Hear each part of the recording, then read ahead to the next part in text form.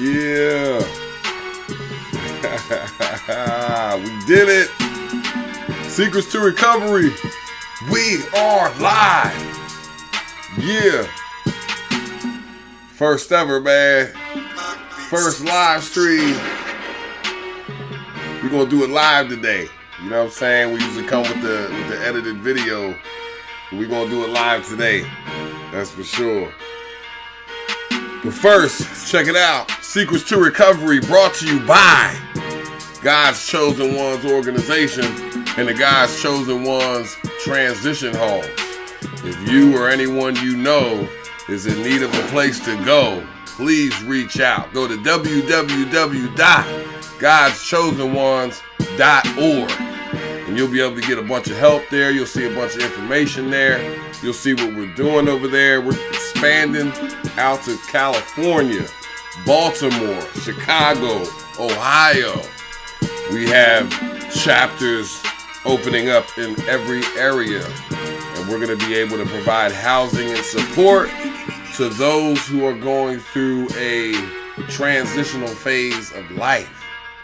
So check them out, man. God's Chosen Ones.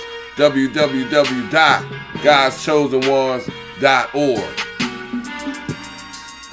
No doubt, man. We're going to get into it real soon.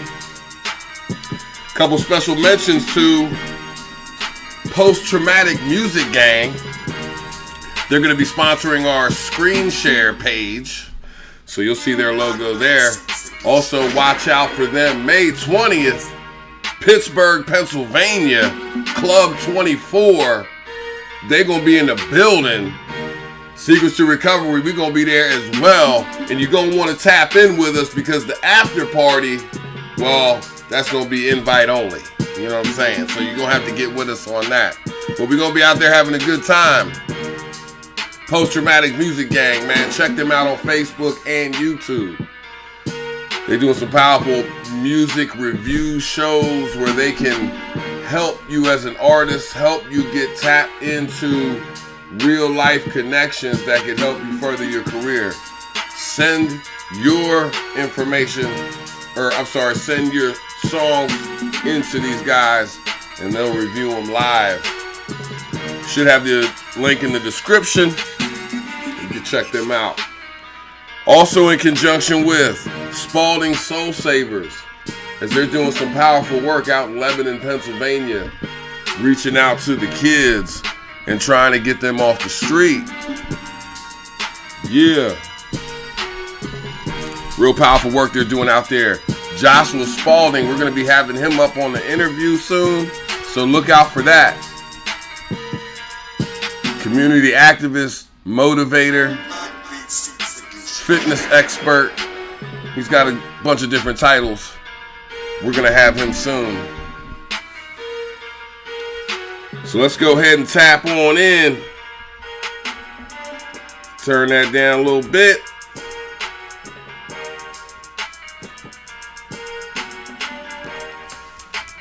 Okay, hold on real quick. Before we do that, let me go ahead and get this set up over here with the chat so we can make sure we have the super chats up and running. Let me get that going. Let me get my Facebook Live messages out. Also, we're going to be doing something as we get into this once I kind of run out of things to say. Not really, but as we get into this, we're going to open it up to have people want to tap in. I'm going to share the link and I'll either put it in the chat, we'll put it somewhere. But anyway, we're going to share that link. If somebody wants to tap in, we are live. And everyone would like to hear what you got to say. So look out for that. All right. So let's go ahead and get it cracking. Bang. You know what I mean? Oh, they didn't turn my camera on. Left my camera off. We back. Did it. Once again. Man. Gonna be a powerful show today, man. I can't wait, man. I'm excited, man. We finally got the live stream set up. Shout out to PTMG for the new equipment. We got the new double screen setup with the, with all the mixing boards and everything over there. So that's powerful. Shout out to them, you know what I mean? So what we're going to do here now is we're going to start getting into the topic of the day, which is our channel and what we are about, what we, why we created this channel, all that good stuff, and how it kind of ties into everything, and what you can look forward to as you stop by and visit with us. No doubt. So let's go ahead and we can cut that right there. Give me 1 second here. Okay, so there's that right there. So I keep an eye on my audio, make sure we're sounding good. So yeah, our channel's called Secrets to Recovery, as you see at the top there. And the reason why we wanted to make this channel was because we found that a lot of the information that is circulating as it pertains to addiction and dependence and things like that, we found that a lot of that information is outdated, because we are facing something in this world that we've never seen before. When alcoholism first hit this world, it hit by storm, as all these different substances and things do. But even with the severity of how that was, nothing compares to what we are seeing today in this opioid crisis. And that's just facts. There's never been a time in history where we've seen this much overdose. We've seen these kind of recreational drugs that now they can really kill. I remember growing up in as a kid, and we'd go to the DARE program, if you guys remember that. We'd go to the DARE program, and they would always say that, you could die, you could lose your life, different things like that. But it's never been more true than it is today when we look at what's going on with all this fentanyl, right? So, so what we found was that a lot of the information's outdated, right? Because the information, when it was created in a world that doesn't exist anymore. When you look at AA and NA, when these things came into existence, of course they were very much needed. But we're seeing today is more research is done. There's been a lot of different studies and things done that shows that these systems and these ideas they don't work anymore. We don't live in a world with just alcoholism. And then when NA came, it was a good twist to it, but again, there's a lot of flaws within it because of what we have going on today. So we decided that we wanted to develop another approach. We all jumped into college. We jumped into a pursuit of advanced degrees so that we could be knowledgeable and we could show that we were serious about this. We launched a nonprofit called God's Chosen Ones, and where we opened up our home at first and would let people come stay there and build with us. We eventually got other properties that we could use to house these men and house these people that were in need of a place to go while they're in transition. What we found, though, was that the information that you gain from a lot of these places, whether it's rehab, with some kind of recovery house, transition home, whatever the situation is, prison, whatever it is. A lot of the information that you gain there, for one, is old, outdated information that they just kind of cookie cutter run everybody through. And for two, it's not really valuable, especially it's not really applicable in the world that we live today, or at least it's not given in a way that makes it applicable.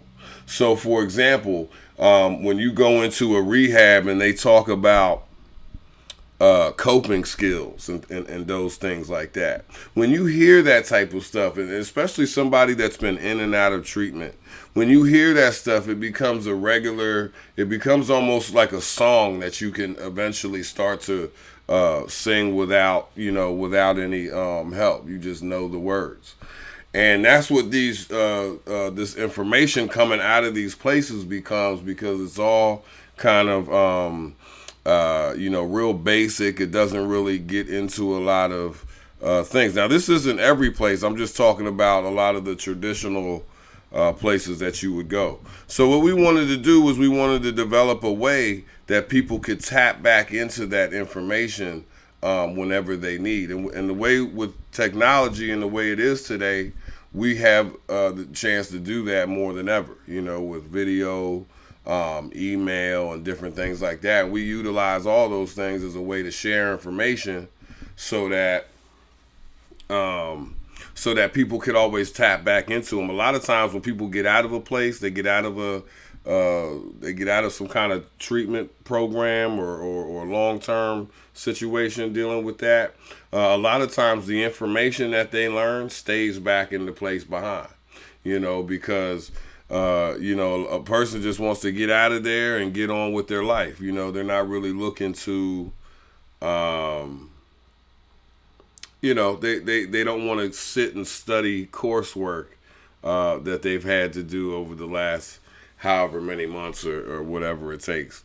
So that's why we wanted to come up with this. And also, like I said, we want to provide information that's real. You know what I'm saying? Like you'll see, like we said, we specialize more in the opioid crisis that we have going on. But you'll notice that in a lot of our information here, we don't really talk a lot about the drugs themselves, because to us, that's not really important. What's important is how can people continue on a path of staying away from all that stuff, even after they get out of treatment, after they get out of whatever situation they're in. It's always about how are they going to end up? It's one thing to graduate a program, but how are you going to be a year after you graduate that program? And that's what we look at, and that's where we see a lot of the times that a lot of these programs are not successful. So just to, let me see if I can switch it over here real quick. Let's see, let's turn that off there. So this is the screen share cam brought to you by PTMG, Post Traumatic Music Gang. They're going to be, like I said, they're going to be in Pittsburgh. They're going to be performing live. It's going to be an insane show. I just want to play a little piece of, I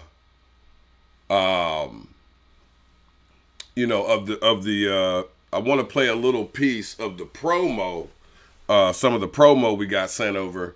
You'll really like this. Check this out.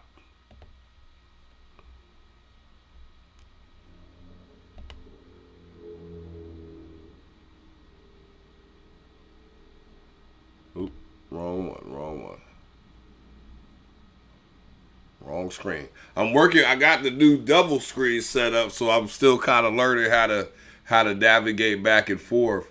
But I'm gonna cut that right there. Put that on pause. Go over here. This is the one here I was looking at as I'm looking over here at my screens, going to the other one. But okay, so here we go. So watch this, man. This is gonna be powerful. May 20th, Pittsburgh, PA, Club 24.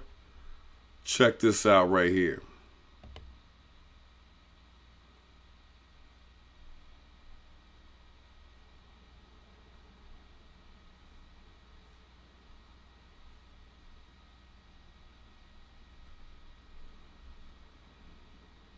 A little buffering action, of course. I just got to upgrade my equipment. That's all. Got to upgrade my equipment. Yeah, it's a powerful commercial though they put together here, detailing the upcoming show. This was some of the interview we had with these guys. You feel me? A lot of it came from God, or it came through him from God. You feel me? Because we might take a ride to the lake and bust it up and talk. You know what I mean?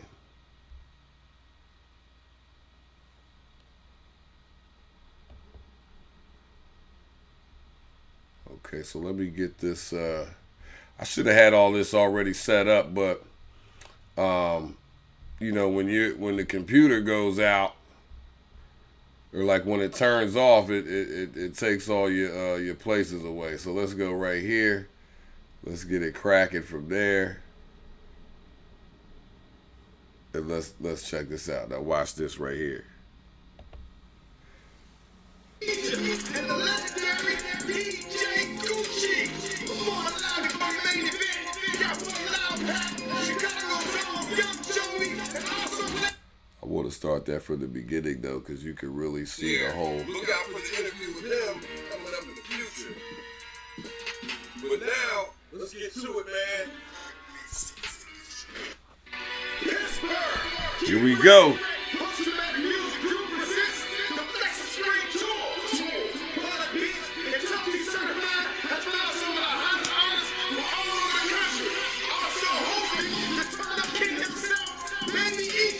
And the legendary DJ Gucci, performing live in my main event. Got one loud hat, Chicago's own Young Joey, and also Black Drake. Yeah, what I said, what you always wait for, the main event. Performing live, so the quarter.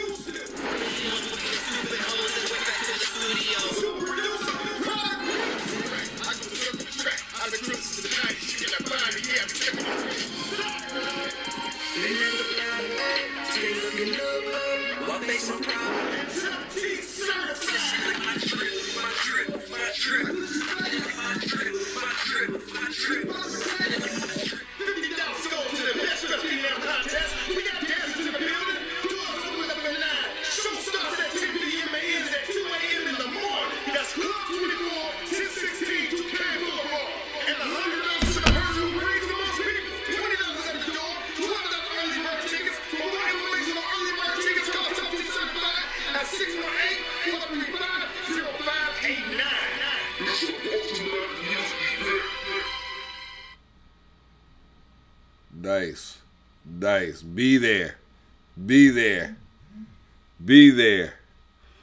You will not want to miss that, man. May 20th. Get your tickets now. Be there. You won't regret it. That's one thing I can guarantee you. So once again, this is the screen share page. It's brought to you by PTMG. If you would like your organization or your project or whatever you have going on, if you would like to be featured here, just reach out to us. We'll have other opportunities, other promotional opportunities you could take part of in as well, especially as we look to go on the road. We're going to be doing some live events and different things like that. So reach out to us, man. Let's partner up. Let's work together. Together we can change this world. Separately, things will just stay the same. So with that in mind, let's go ahead on over to the YouTube page. Now check this out. You can see there, that's the Secrets to Recovery page. Just so that as you're searching for that, you know what it's looking like. Of course, you know, we're a newer channel, so we're not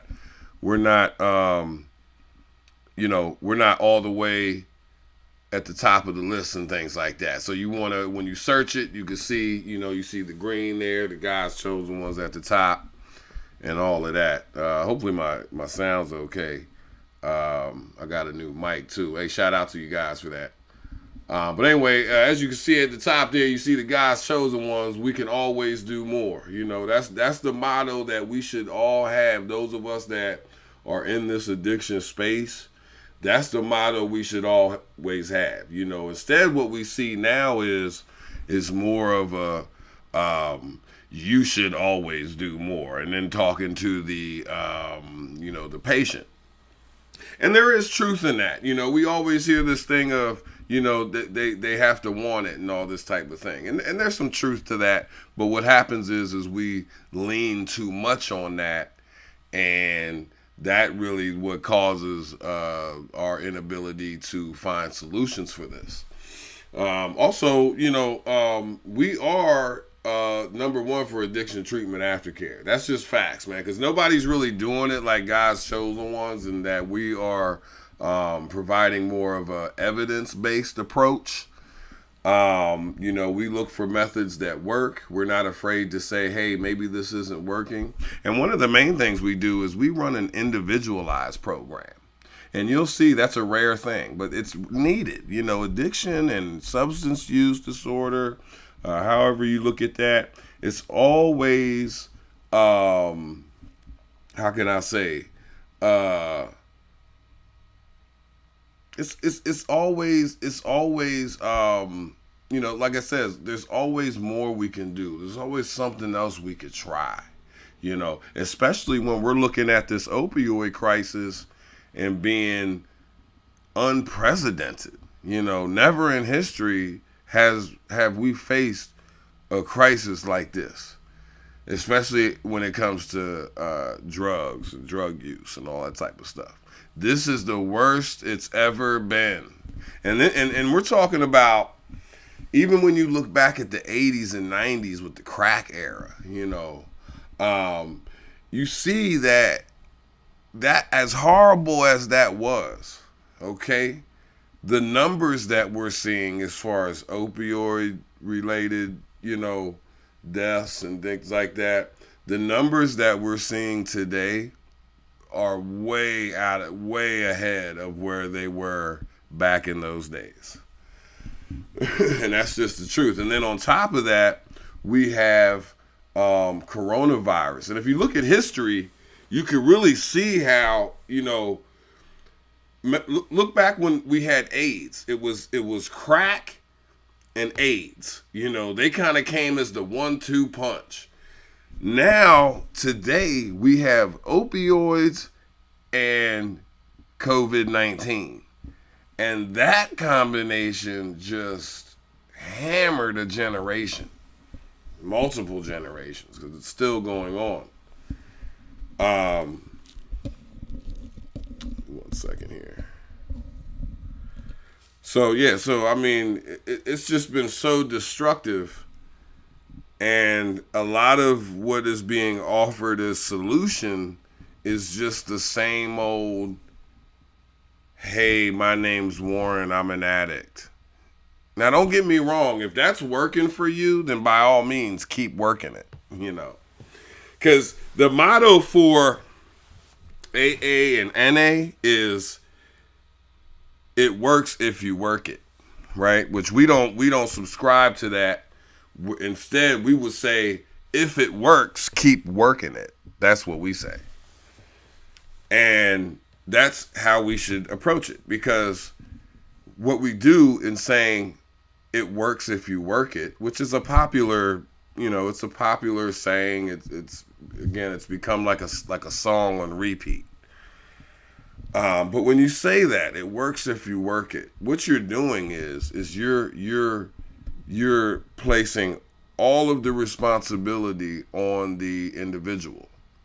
And I understand where that comes from, but people in treatment, think about it. We have to think of this as a medical condition, because that's what it is. A person with a medical,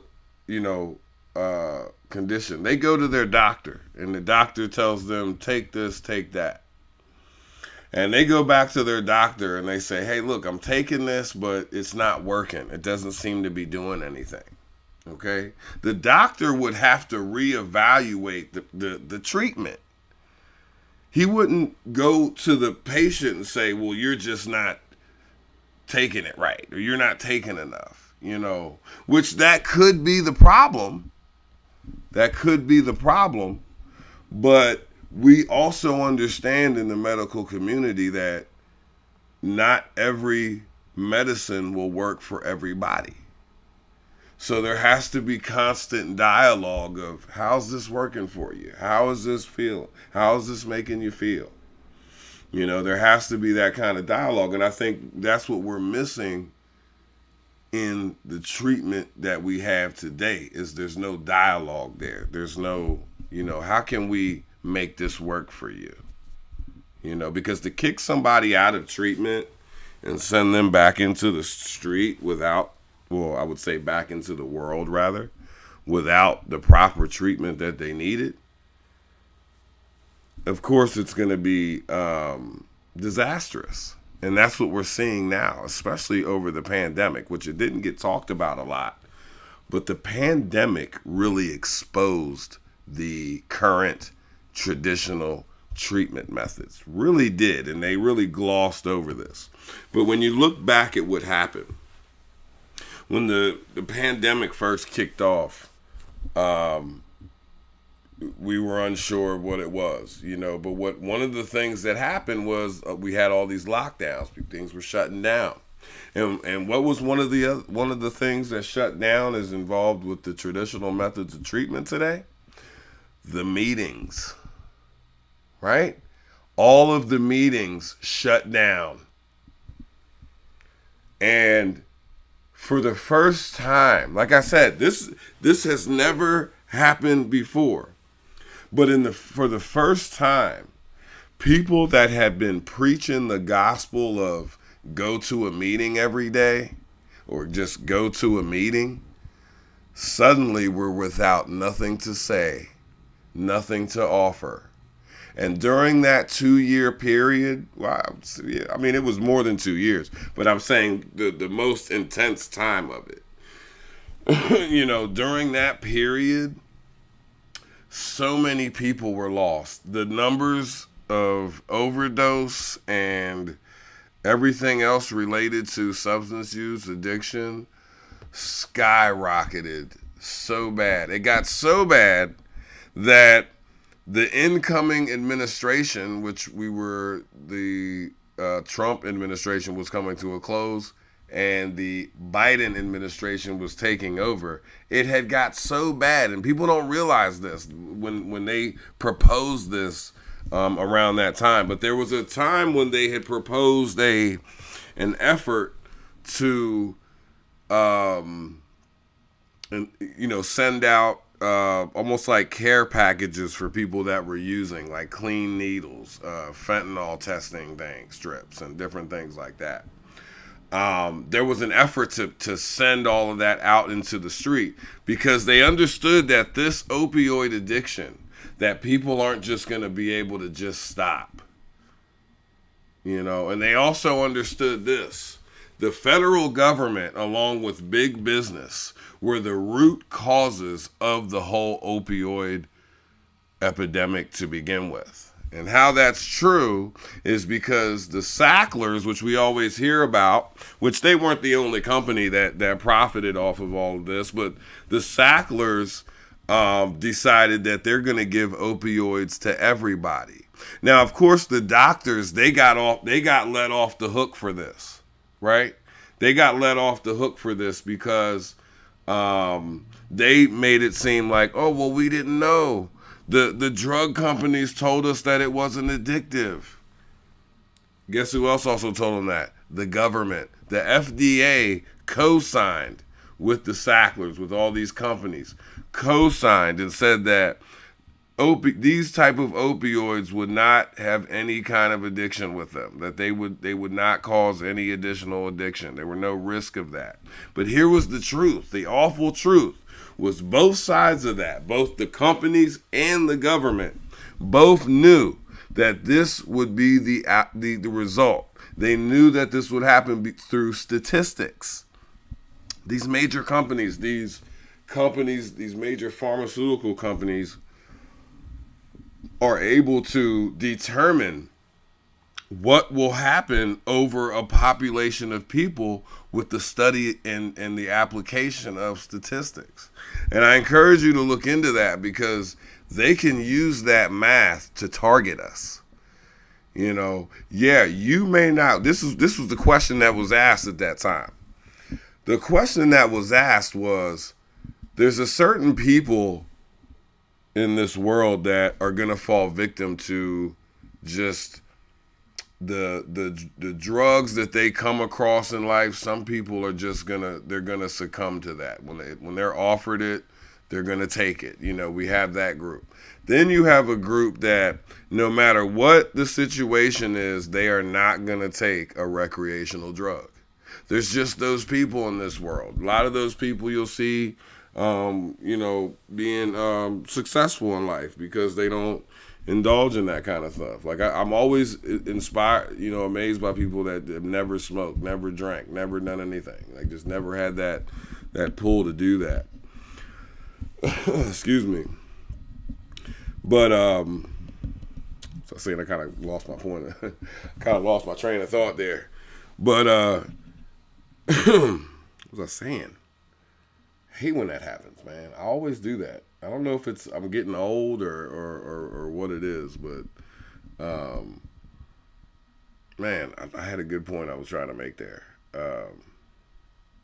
But either way, the point of it all, though, what I was saying was that how the opioid companies and the government both knew what was happening. The government, of course, they're going to deny their part of it because they're the government. They don't have to take responsibility. But what they're going to do is they're going to scapegoat it. So what did they do? They charged the Sackler organization federally in criminal court with misleading the public on the statistics and the information that they already knew. So they had to actually plead guilty in federal court for this. On top of that, these companies had to plead guilty, but the people involved didn't. So all they did was hide all their money, and they walked away scot-free after all of these people's lives that had been destroyed.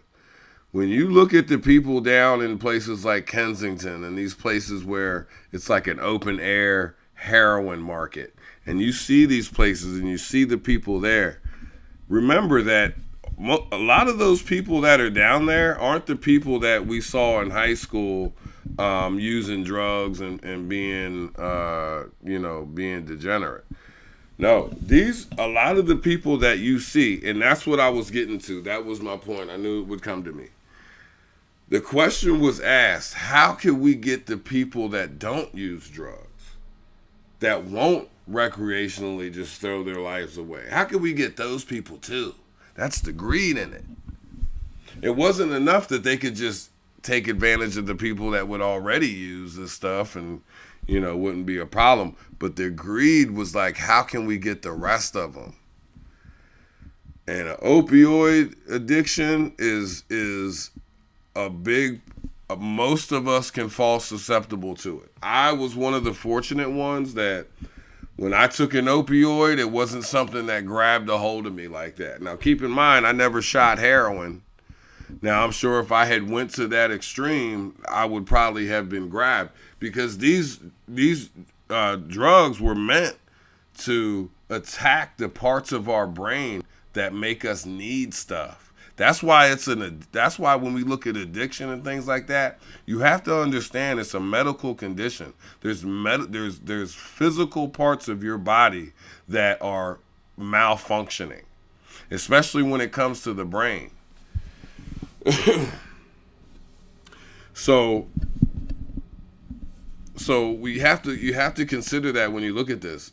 A person that's going through addiction, and I'll be honest with you, this introductory show, this is probably the most you will hear us talk really about addiction. We're more going to talk about the secrets to recovery, not addiction. That, to us, we look at that as kind of looking in the rear view mirror. But you do have to have some sight behind you, so we do want to kind of briefly go over this just so you know. But like we were saying, this opioid crisis, it's the worst it's ever been. This is the worst it's ever been. But when you look at the similarities, back in the 80s and 90s, you had crack and AIDS. Now we have heroin and COVID-19. And the 1-2 punch of that has created a situation where we cannot rely on the traditional methods that we've always used to help people in recovery, like NA and AA and these cookie cutter programs and places you can go that they have the same program for everybody. We have to look to do things more individually. And that's just how it is. And the government and these companies are on the hook for the cost of that. Instead of sending all this money out of the country, these are the type of things that we could be fixing here in this country that they help cause, by the way. Because like I said, the FDA signed off on this. When these drug representatives were going around selling Oxycontin to the doctors and getting them to prescribe more and more and more and more, when that was going on, the FDA was at the same time saying that opioids were not addictive. Like, how ridiculous is that? Keep in mind, the Sacklers from the Oxycontin fame, that company there, that was the same company. If you ever heard of Valium, at one point in time, Valium was being distributed the same way. There were a lot of people on Valium. You talk to older generations, you'll see, oh yeah, Valium. Valium was giving it for everything. If you were having headaches, if you were having any kind of difficulty at all, they would give you Valium. The Sackler company that unleashed opioids on us is the same company. They've been doing this, the same playbook. They've been doing this for decades. And you want to talk about dealing drugs? You want to talk about somebody being a drug dealer? Man, we got nothing on this government. We got nothing on these big companies that have profited billions and billions of dollars off the death of people that succumb to these medications.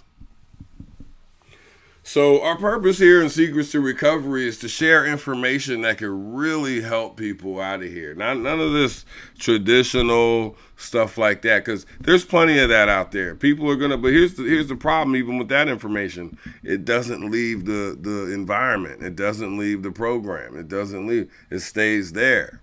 So we have to come up with ways in which. Now let me turn this off for a second. Now, what we have here, I'll even pull this up for you so you can see this. What we have are PDF versions of the information that, of the information that we provide in our own transition homes. What we've done is we've taken that information, condensed it into a series of mini courses or mini ebooks. We like to call them courses because they really do open up a new way to think about things. So check this out. Let me pull this up. All right. God's Chosen Ones. That's what I was saying. If you go to godschosenones.org, you'll see all of this. If you just hit God's Chosen Ones, Lebanon, Pennsylvania, we're going to be the first place that pops up. So you just got to put that Lebanon, Pennsylvania in there. And if you're really savvy with it, you could put godschosenones.org/shop, and that'll get you into. Oops, somebody's calling. Oh, it's Tita. Let's talk to Tita. Okay, hold on a second, Tina. Hold on. I always forget to start with the video. Hey, I'm just letting you know I'm live streaming right now. Look. Oh, you're live streaming. Okay. Yeah, I'm just trying it out. It's my first time with it. Oh, okay. That's all. Yeah. Yeah. So what are you doing? You back in the car? Yeah, I'm done shopping. I went to CVS also. So I went to Streets of CVS, so I'm done with my stuff. Okay, nice. Yeah, you would look good on the back of my motorcycle. Oh yeah? Yeah, it's riding season now. Yeah? Okay. Yeah. Yes, it is. It's months out now. Yeah, I got a nice bike. We could go take off somewhere. Yeah, I'd have to hold on though. I'd have to hold on tight. Oh, you just hold on to me. I got you. Don't even worry about it.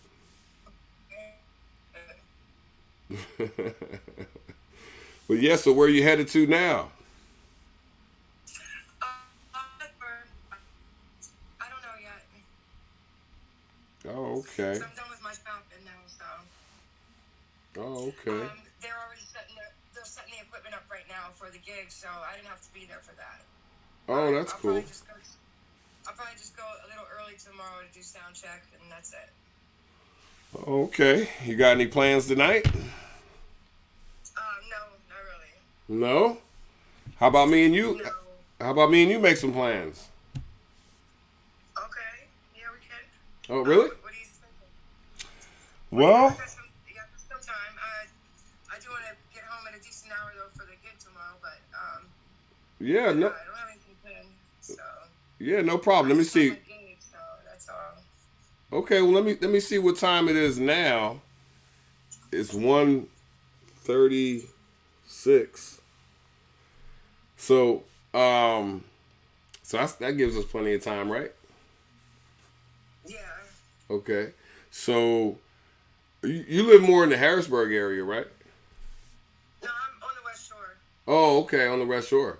I could come out that way. It's no problem. I did live in Middletown. When I first started talking to you, I lived in an apartment. Oh, My son okay. and I had an apartment together, and then we were going to get a house together. But he moved, so I went ahead and got a house here in Mechanicsburg, sharing rent with the drummer. Because it's a Okay. 4-bedroom house. So when my son comes back, I plan on moving him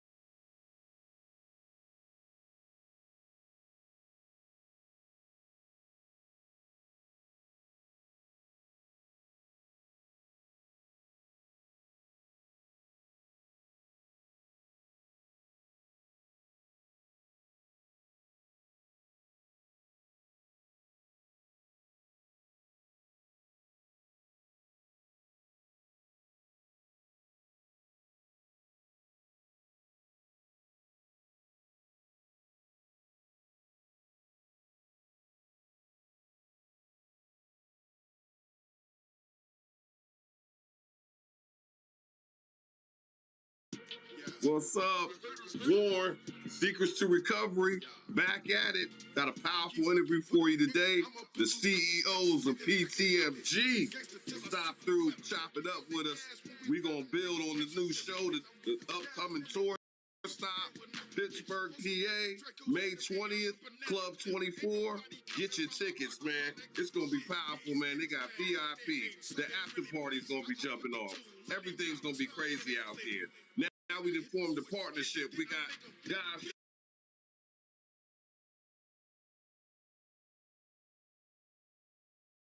chosen ones, PTMG, Post-Traumatic Music Gang, together, coming together, building the movement. Look out for us, man. Check out the interview, and I'll catch you on the other side. What's up, y'all? Secrets to Recovery, Warren Garrett. We here with the CEO, Post-Traumatic Music Gang. They done been with us off the tour for a minute so we can build. I'm going to go ahead and let them introduce themselves. They really don't need no introduction, but I'm going to let them do it because they going to give you the game on their personal situation. So go ahead and fill us in, guys, on that.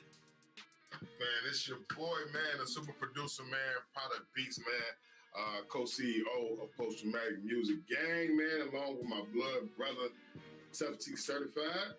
You already know what it is, man. Shot Town, baby. You already know what it is, man. Tap in with me. You see it right there, man. Tap in with Product Beats right there at the bottom screen. Post-Traumatic Music on Facebook.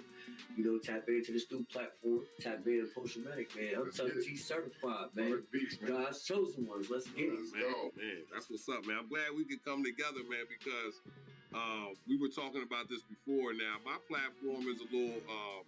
we talk about a lot of spiritual things. We talk about like current events type of things like that. So a lot of people, they're gonna, because the way people judge people and the stereotypes that people have, with each other and stuff like that, people are gonna criticize me because, we go, there's different styles of music. People are telling, real life stories, different things, and it's about having a good time too. So you hearing stories of, we getting it in with ladies and everything like that. But we here to have, it's just about having a good time, and we're setting up platforms so that these brothers and sisters can come, get out the streets, get out the prisons, get out the treatment centers, and really start learning how to, tell their story and express themselves. That's right. Yeah, man. Through music, express yourself through the music. You know what I mean? Even if that's you learning how to do beats, or learning how to even write music, or because you could sell music by writing. If you write music, you could sell a song. Right. So that's a whole job and genre and lane and everything right there. Where you got the music, but big facts. Yeah, facts. It's so many different jobs in the music industry, man. Like, and it pull over into everything else. Everything around you, man, is based around music. So, like, there's music in your football stadiums and your basketball stadiums. It's music everywhere, man. Commercials, video games, acting. Like, it's just so many different variations, man. And what we like to do, man, is want to be a part of what God's chosen ones, man, to change people's life, man, in any direction that we can help you, man. And I like what you guys are doing because you guys are more of like, it's not just like you said, it's not just the music.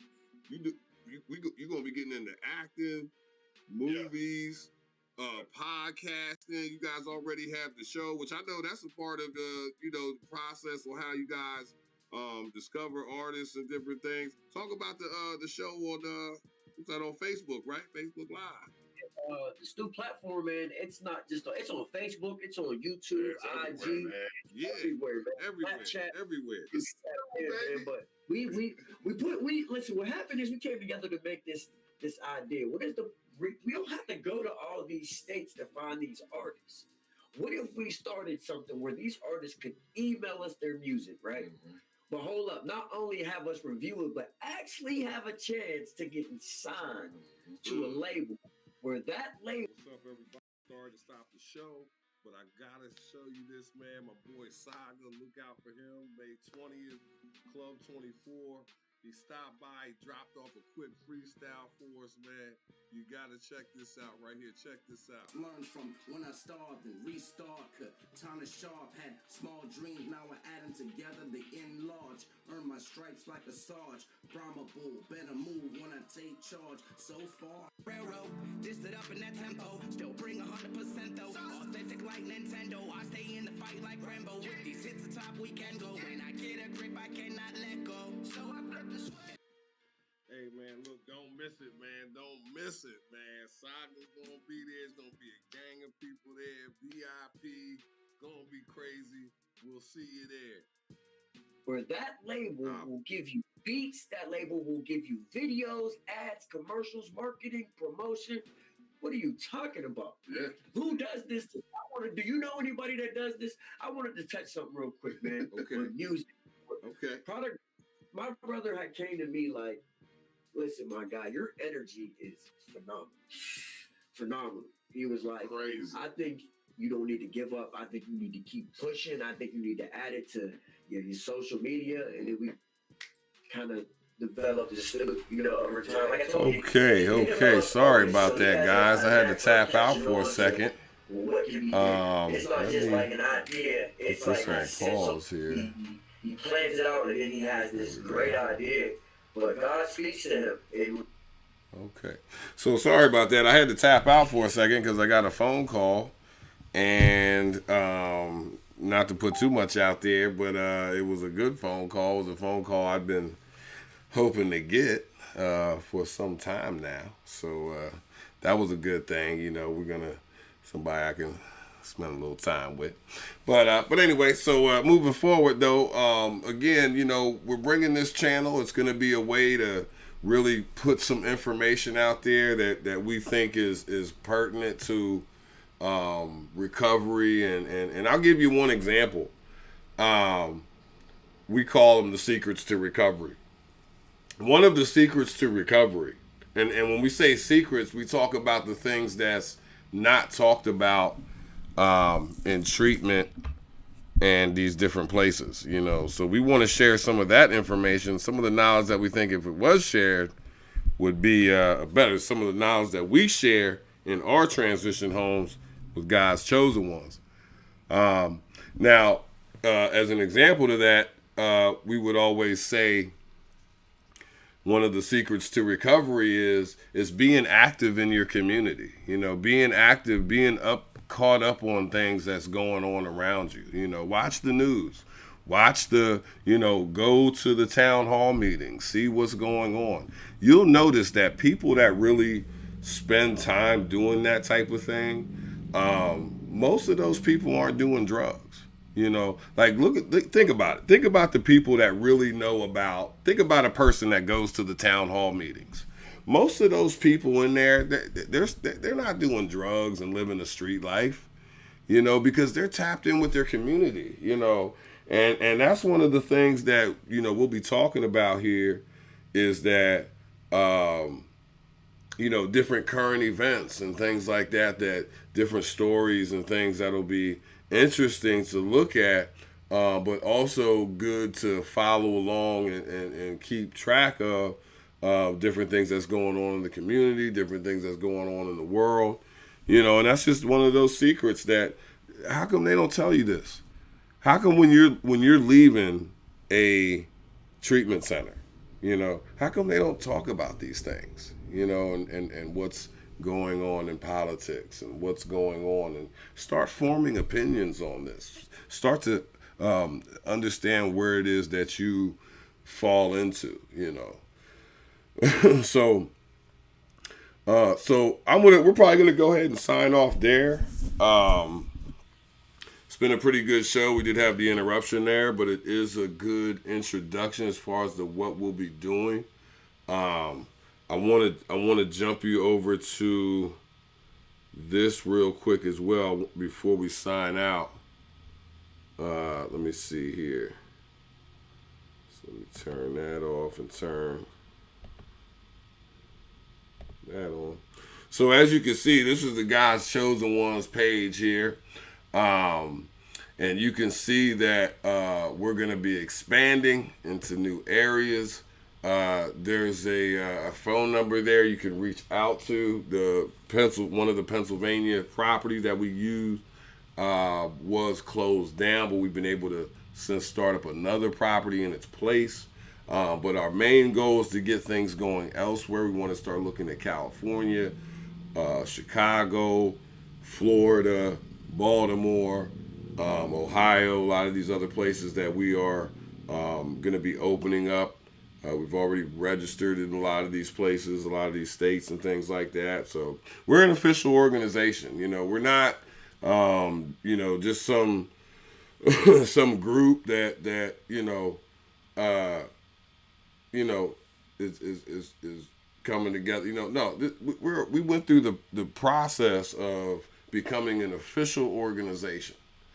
Ain't nothing fake about us. Ain't nothing scamming about us. Everything is transparent. Everything can be seen, even down to our to the financials of the organization. All that stuff's public record.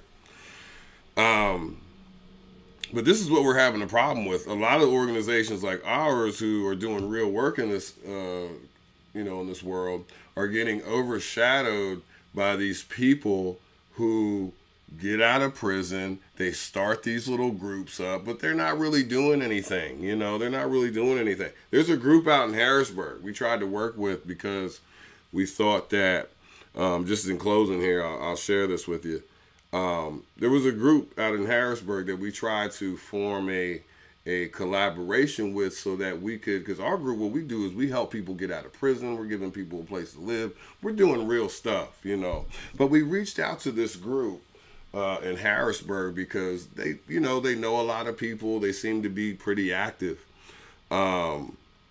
But come to find out, they're a bunch of street dudes that, are still,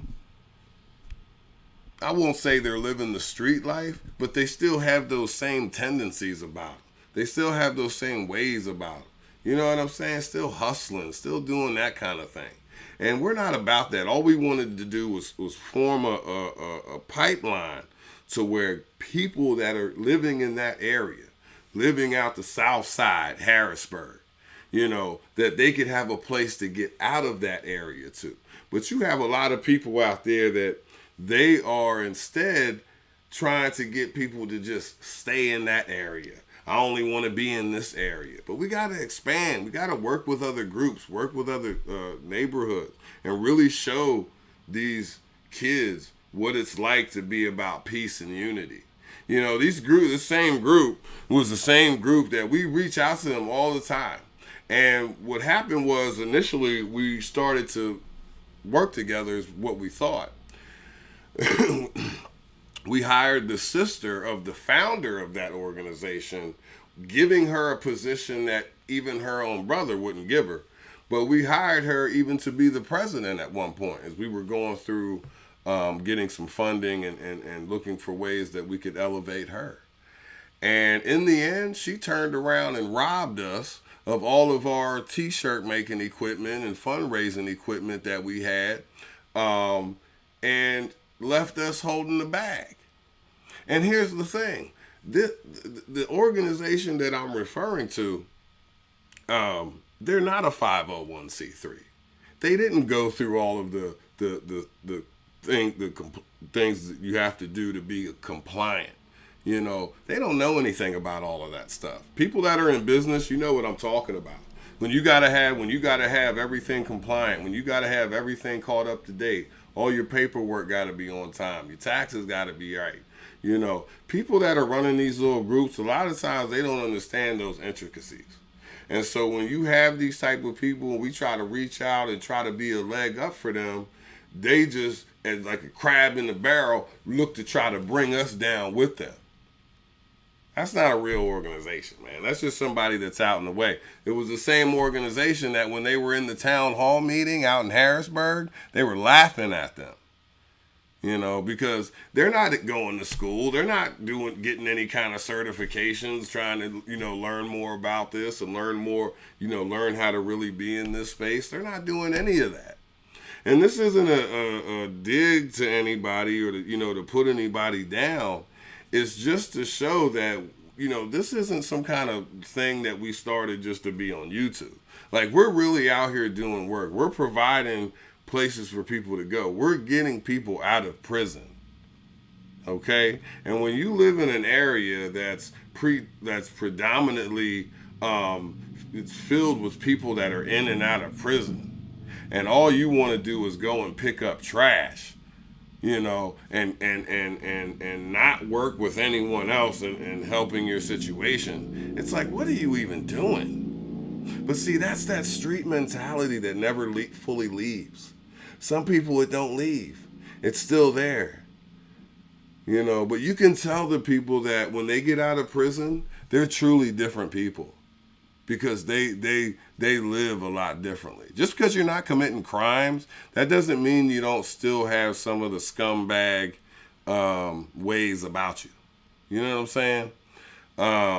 But that's just to say that, you know, we are really just looking to form collaborations and be of service to this world. You know, we are never going to get out of the situation, the condition that we're in, if we don't come together. This problem that we have in this opioid crisis and the crisis of people going in and out of prison, you know, all these, the housing crisis and everything, these situations that we have is going to take more than one organization. I'm telling you right now that as good as the work as God's chosen ones is doing, they can't do it all. They're not going to be able to solve all of this. It's going to take us all coming together and getting off of this old street mentality, you know, ego tripping where, you know, people don't want to be able to say that somebody helped them. Like, we really got to get off of that, because everyone needs help. Every organization needs help. And unless we're willing to come together, nothing's going to change. Everything's going to stay the same. If you ever happen to have a chance to come to Lebanon, Pennsylvania, one thing you'll notice, especially when you come into the more the city part of the town, you'll notice that there's 1 million churches here. But the conditions stay the same. Why? Because these churches will not come together. And I know this for a fact. I've sat in rooms where they've told me specifically, we cannot work with anyone else. Why? When we all have the same goal. Who cares if they're Episcopalian and they're Catholic and they're Protestant? Like, who cares, man? We're all being affected by this opioid crisis, man. But the people with the resources, the people that have the connections, the people that have the ability to make some kind of change, they're not willing to do whatever it takes. They're not willing to take a loss in money. You can't run the solution to this like a business. Look what they did with the vaccine.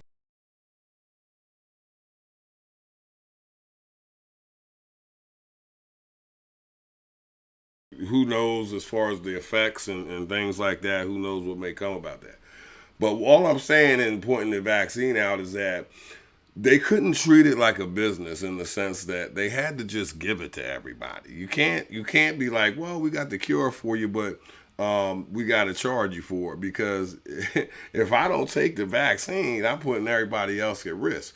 If it's, you know, of course we understand what all took place. But I'm just saying in the context of just the vaccine. I'm not saying whether this vaccine is good or not. I'm just saying in the context of a vaccine, you know, you can see that you have to treat it in a more of a social manner. You know, you can't look to profit off of it. There's going to be times you have to take losses. It's people's lives we're talking about, you know. So we just want to put some information, some new information out there that will be of more of a benefit and help these success rate numbers that are just in the trash right now.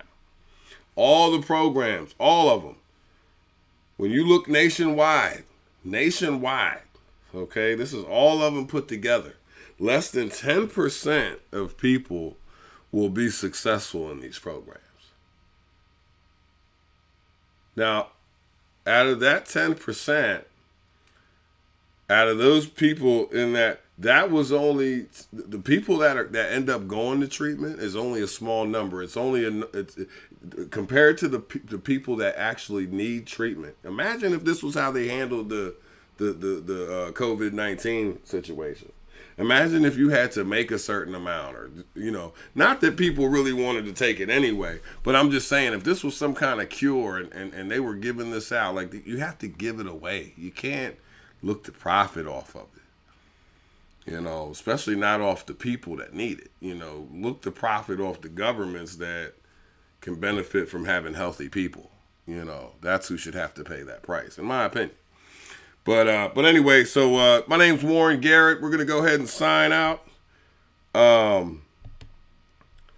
It's been real for sure. We'll definitely be back.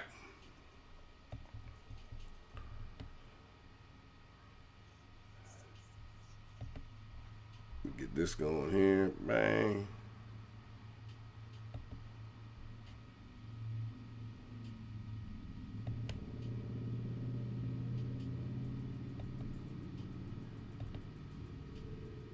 Okay.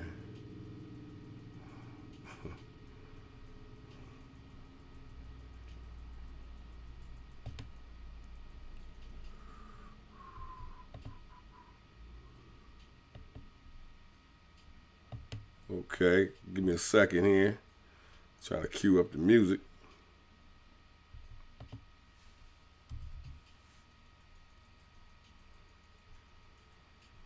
Definitely got to get a better computer though.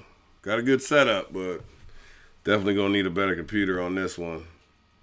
Let's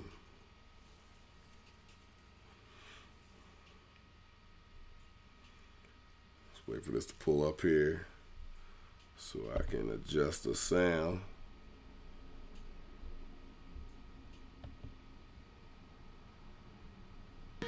Okay, there we go. Yeah. Secrets to Recovery, man. We signing out. Appreciate you tapping in with us. Look forward to more coming soon, man.